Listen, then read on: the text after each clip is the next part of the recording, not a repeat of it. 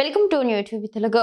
హీరోయిన్ల దుస్తులపై తాను చేసిన వ్యాఖ్యల మధ్యలోకి యాంకర్ అనసూయ ఎందుకు వచ్చారని, అసలు తాను ఆమెను ఏమైనా అన్నానా అని సినీ నటుడు శివాజీ ప్రశ్నించారు. హీరోయిన్ల దుస్తుల విషయంలో తాను చేసిన వ్యాఖ్యలపై అనసూయ, చిన్మయ్ వంటి వారు స్పందించడంపై ఆయన తీవ్రంగా స్పందించారు. సుమ, ఝాన్సీ, ఉదయ భాను వంటి తెలుగు యాంకర్లు మంచి దుస్తులు వేసుకుంటారని ఆయన గుర్తు చేశారు. నేను తప్పుగా మాట్లాడని గుర్తించాక మొదట నా భార్యకి క్షమాపణ చెప్పానని ఆయన అన్నారు. ఆ రోజు ఆ స్టేజీ మీదున్న నా తోటి నటీనటులకు, ఆడబిడ్డలకు చెప్పాలి ఫస్ట్. ఆ పదాలు దొరలకూడదు. నా జీవితంలో ఎప్పుడు దొరలలా. అలాగా 30 సంవత్సరాలైంది ఇక్కడికి వచ్చి. నేను అన్ని సంవత్సరాలు పాలిటిక్స్లో ఉన్నా ఏ రోజు కూడా ఒక చిన్న మాట జగన్ గారినైనా, లేదంటే ఏ మహిళనైనా, లేదంటే ఏ పార్టీనైనా నా హద్దు దాటి మాట్లాడలా. అలాంటిది మరి భగవంతుడు ఎందుకో అలా దొర్లిపోయింది. నాకు కాన్షియస్ ఎలా మిస్ అయింది అనేది చాలా బాధపడ్డాను. నాకు తెలుసు బయటికి రాగానే గెస్ట్తో అన్న అబ్బాయి దొర్లేసానన్న. సో దానికి మీ అందరికీ సిన్సియర్ అపాలజీస్ చెప్తున్నాను, ఆ 2 పదాలకి, నా ఆడబిడ్డలకి. ఇక నేను ఇచ్చిన స్టేట్మెంట్కి మాత్రం కట్టుబడే ఉన్నాను. దాంట్లో ఎవరికి భయపడేదే లేదు. ఆ 2 పదాలు మాత్రం unparliamentary. From my soul I regret. అవి మాట్లాడటం తప్పు. అపాలజీస్. చాలామంది పెద్దవాళ్ళు, మన సీనియర్ సిటిజన్స్ అందరూ కూడా ఎందుకు అలా మాట్లాడతారు అంటే, నెక్స్ట్ జనరేషన్కి వాళ్ళ సంస్కృతిని క్యారీ ఫార్వర్డ్ చేసి వెళ్తున్నారు.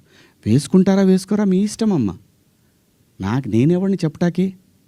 అలా పోయినప్పుడు ఆ పిల్ల ఇబ్బంది పడితే అది చూసి తట్టుకోలేక మాట్లాడానే తప్ప, ఎవరే బట్టలు వేసుకుంటే నాకేంటండి. పోనీ మీరు ఎవరన్నా ఆ పిల్లకి అండగా నిలబడ్డారమ్మా?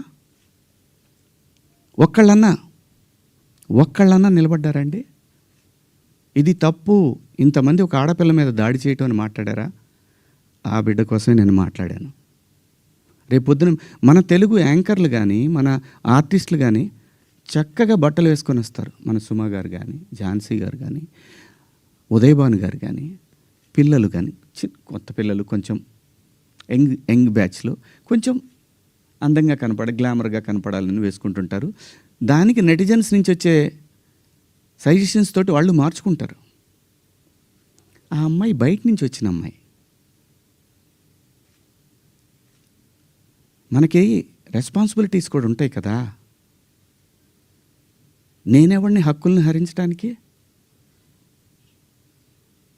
నేను ఎవరిని అనలేదే పలానా వాళ్ళ పేరు పెట్టి. బలైంది ఎవరు? ఇప్పుడు ప్రజల చేతిలో బలైంది ఎవరు? నాకేంటమ్మా, నాకేంటి అనసూయ గారు? మిమ్మల్ని ఎందుకంటాను నేను? అసలు మీరు ఎందుకు వచ్చారు దీంట్లోకి? నేను మిమ్మల్ని ఏమన్నా అన్నానండి? నేను అన్నాను, అమ్మా బయట నుంచి వచ్చిన హీరోయిన్లు కానీ, మన హీరోయిన్లు, ఎగ్జాక్ట్ వర్డ్స్, హీరోయిన్లు కాస్త ఫంక్షన్లకు వెళ్ళేటప్పుడు కొంచెం మంచి బట్టలు వేసుకొని వెళ్ళడమ్మా, మనకి ఎందుకు ఈ దరిద్రం బయట, వాళ్ళందరూ ఎగబడతారు. నిన్న మనం అక్కడ చూసాం కదా. మనం కొత్తగా చూపించేది ఏదైనా తర్వాత ఒక పదం వాడాను, విచ్ ఈస్ రెడిక్యులస్. నాకు వాడకూడదు ఆ పదం. నాకు ఇప్పటికి కూడా అది ఎన్నాళ్ళు హాంట్ చేస్తా తెలీదు. నేనా ఈ పదం వాడింది అని. ఓకే, నేను మనిషినే, నాకు కర్మలు ఉంటాయి, పొరపాటు జరిగింది.